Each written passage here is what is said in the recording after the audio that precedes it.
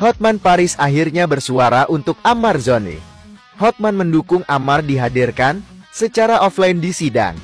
Sebab persidang online mengurangi keleluasaan Ammar membela diri, dia juga tidak melihat faktor yang membahayakan dari Ammar. Aldi Sabri beri peringatan ke Ammar Zoni, jika ingin datang ke rumahnya, pernyataan suami Irish Bella itu hebohkan jagat maya. Dirinya tegaskan bila ingin bertemu putra-putrinya, boleh saja asalkan tidak bertemu Irish Bella. Alasannya karena Aldi Sabri khawatir, Irish Bella kembali membuka hati untuk mantan suaminya, dan takut kehilangan istri yang dia cintai. Yang proses KPK, yaitu korupsi. Nah ini yang dirugikannya siapa? Kalau dia mengedar, di mana pengedarannya? Mengedar di lapas itu apa bisa mempercaya diri? Ya, mengedar di lapas itu saya mungkin ada dia lakukan, saya kan nggak tahu nih, icip-icip, ya kan? Nah, tapi proses memasukkan barang ini ke lapas itu luar biasa. Kalau tidak ada orang dalam atau kalapas yang tahu ini barang masuk gitu. Jangankan untuk diicip-icip, untuk dirinya sendiri aja masuk itu mungkin sulit. Kalau tidak ada kerjasama atau indikasi kelalaian, ya, dari kalapas. Kenapa? Kalau lalai, nggak mau, mungkin sekali. Kalau udah mengatakan pengedar, itu nggak ada kelalaian, dianggap kerjasama. Jangan dijadikan kambing hitam Ammar Zoninya. Kenapa? Di sini Ammar Zoni memang melakukan sebagai pecandu, sebagai korban, sesuai dengan SEMA bahwa dia adalah pemakai, jangan dijadikan dia kambing hitam. Kita berharap tentang Ammar Zoni ini diproses secara baik, ditegakkan hukum yang benar, dan dia harus direhab. Irish Bella akan membuat perhitungan terhadap Dr. Camelia, karena hingga saat ini, Camelia tak pernah menghargainya sebagai mantan istri Ammar Zoni. Jika memang ingin mendapatkan cinta Ammar, Dr. Camelia seharusnya meminta persetujuan kepadaku dan tahu batas wajar untuk mendekati Ammar. Ya kan kalau emang hukum Indonesia bisa dibeli berapa sih? Hubungin aku deh. Aku nggak bakal ngomong beli berapa, harus dibeli berapa Bang Ammar untuk pulang. Aku beli.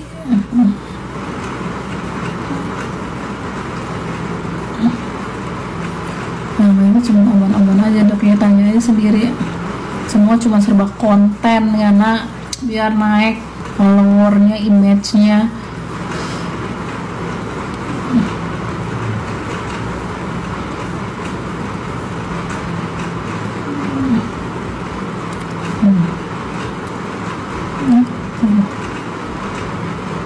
Minta tolong KDM. Masih sampai segitunya. Narkotika pasal 114 ayat 1 dan pasal 112 ayat 2-nya, ya, jika dikenakan berarti narkotikanya itu beratnya lebih dari 5 gram. Pengacara Tony ini semakin menguatkan keyakinan saya bahwasanya Ammar Zoni tidak bersalah dalam kasus pengedaran narkoba yang dituntut oleh jaksa penuntut umum. Ini kata beliau, teman-teman, ya. Masih kurang yakinkah kita? Ini langsung pengacara loh, ya, yang berkomentar, yang berpendapat bahwasanya Ammar Zoni tidak bersalah dalam kasus pengedaran narkoba. Ini didukung dari pendapat Dirjen PAS sendiri. Gimana menurut pendapat teman-teman? Dan gimana pendapat jaksa dengan seorang pengacara ini? Apakah seorang pengacara ini abal-abal? Tentu tidak. Dia pengacara yang telah diakui orang. Dia juga berpendapat, apalagi saya yang bukan pengacara. Tambah menguat keyakinan saya, teman-teman, bahwasanya Ammar Zoni terbukti tidak mengedarkan narkoba.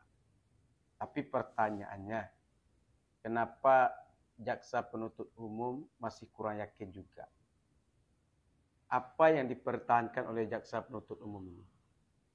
Dan apakah ini tidak membuat jaksa penuntut umum atau para hakim terbuka hatinya untuk melakukan investigasi lagi terhadap kasus yang menjerat Ammar Zoni?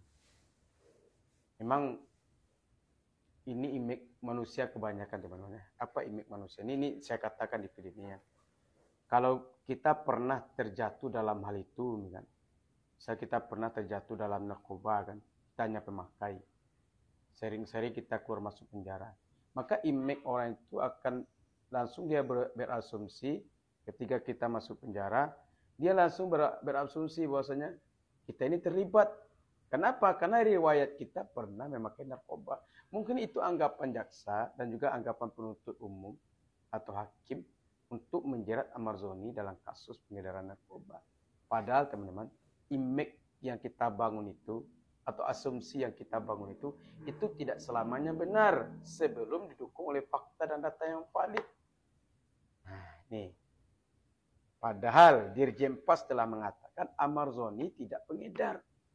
Tetapi ketika dalam tuntutan umum Amarzoni termasuk pengedar. Ini kan sesuatu yang saling berlawanan. Sesuatu yang kontras, yang tidak bisa dipegang secara hukum itu tidak bisa dipegang. Kenapa? Karena sesuatu yang berlawanan itu, yang membuat keraguan, itu hukumnya lemah, pendapatnya lemah. Tapi kalau sesuatu itu saling menguatkan, bisa Dirjen Pas mengatakan bahwasanya Amarzoni terlibat, lalu dikuatkan oleh jaksa penuntut umum, itu oke lah. Ini sesuatu yang berlawanan. Dirjen Pas mengatakan, Pak Dirjen mengatakan Amarzoni tidak terlibat. Dia hanya memakai segentil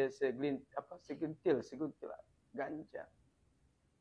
Dan malah dalam kasus penuntut umum, jaksa penuntut umum waktu sidang Amarzoni mengatakan Amarzoni termasuk terlibat. Ini kan sesuatu yang ambigu. Sesuatu yang berlawanan. Kalau sesuatu yang berlawanan itu teman-teman biasanya pendapatnya lemah.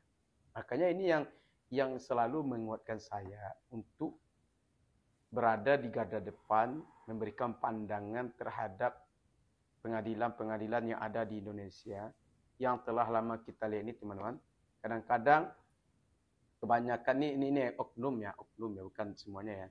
Kadang-kadang ada oknum jasa itu, oknum penuntut umum itu melihat situasi kondisi klien, melihat kondisi tersangka.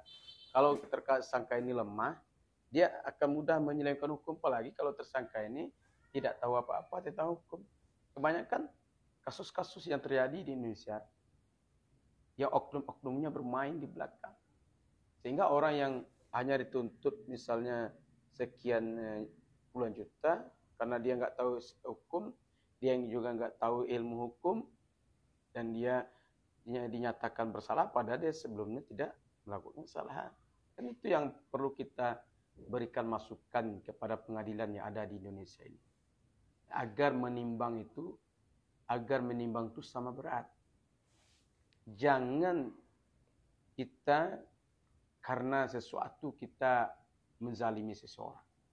Oke teman-teman, ya dalam kasus Amarzoni ini wajib kita pelajari bersama-sama, wajib kita berikan komentar untuk membuka mata orang Indonesia seluruhnya, khususnya ya kan, dan juga orang-orang yang berkepentingan secara hukum agar berhati-hati dalam membuat keputusan.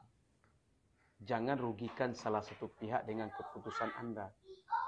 Dan ini akan membuat nanti publik tidak percaya lagi dengan para jaksa dan hakim. Makanya mari kita kawal terus kasus Amarzoni ini sampai betul-betul kita menemukan titik terang siapa yang sebenarnya bersalah. Apakah Amarzoni bisa bebas dari tuntutan hukuman penjara Nusa Kambangan, atau para hakim dengan banyaknya orang memberikan komentar kepada para hakim, apakah akan membuka mata hakim atau jaksa untuk mempertimbangkan kembali hukuman yang akan diberikan kepada Amarzoni. Kita harus bersuara, teman. Jangan biarkan orang terpuruk sendirian.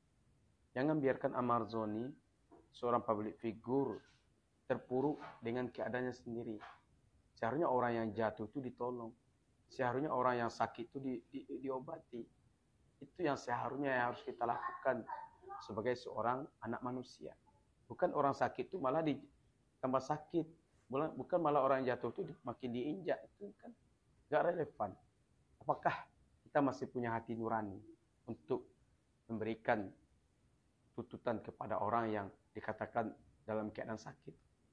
Makanya teman-teman, dengan kasus Amarzoni ini, mari kita buka mata hati kita untuk memberikan pertolongan kepada Amarzoni, untuk berikan support kepada Amarzoni. Ya, masih banyak orang yang mencintai Amarzoni di dunia. Amarzoni tidak sendirian. Salah satunya di antara pendapat dari pengacara ini yang menguatkan hati saya, yang menguatkan diri saya untuk selalu ada membantu Amarzoni.